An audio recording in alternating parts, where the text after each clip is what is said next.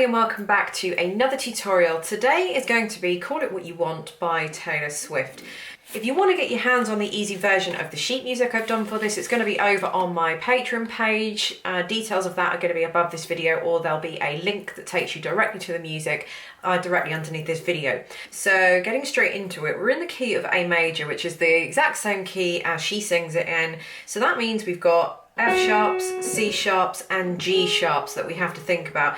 Now F sharps and C sharps aren't generally the issue, it's usually the G sharps that are quite difficult to forget. So don't be caught out with those. Now the start,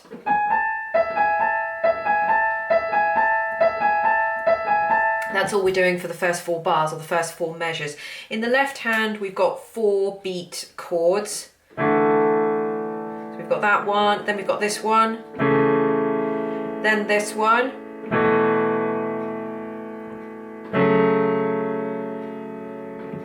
and those are pretty much the 4 chords. So these ones, this one,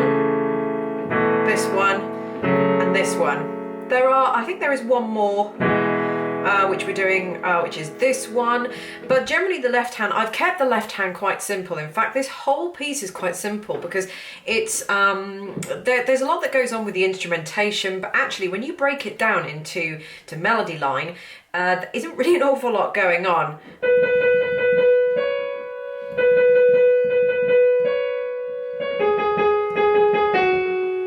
I mean, that's pretty much it with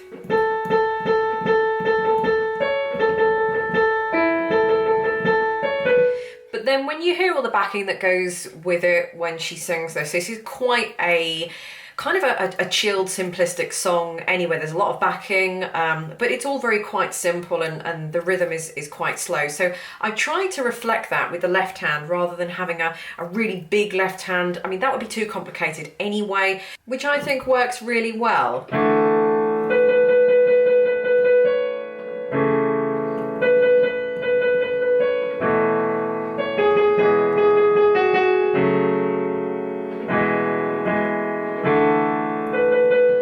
Pretty much repeats again. When you get to 11, 12, 13, we're doing the same thing in the left hand, but we're just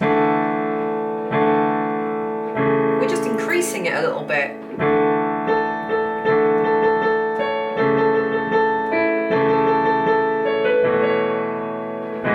So again, watch out for those G sharps, and it's fine to put a thumb on those black notes there.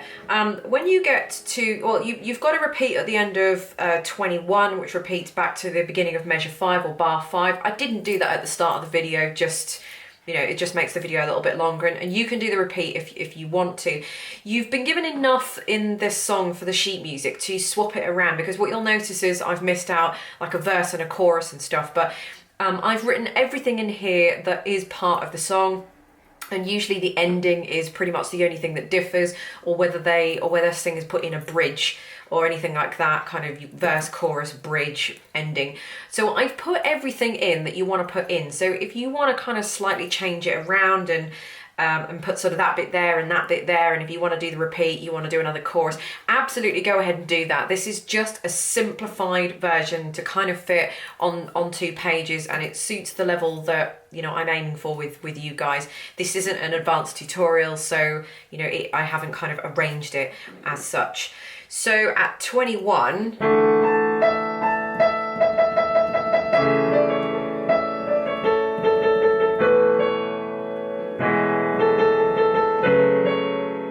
and then this bit here. So that does go up quite high. If you want to do that down an octave and keep it there, it's just C sharps and Ds. So at 23, if you want to keep it there, it's up to you if you want to, or take it an octave higher again.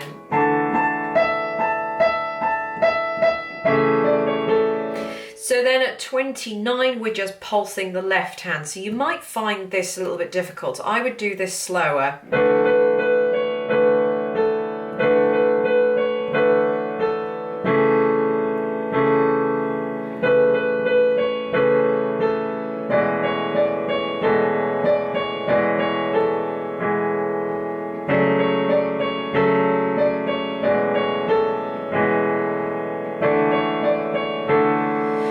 I would just do those chords a little bit slower, but they are the same chords that we did before.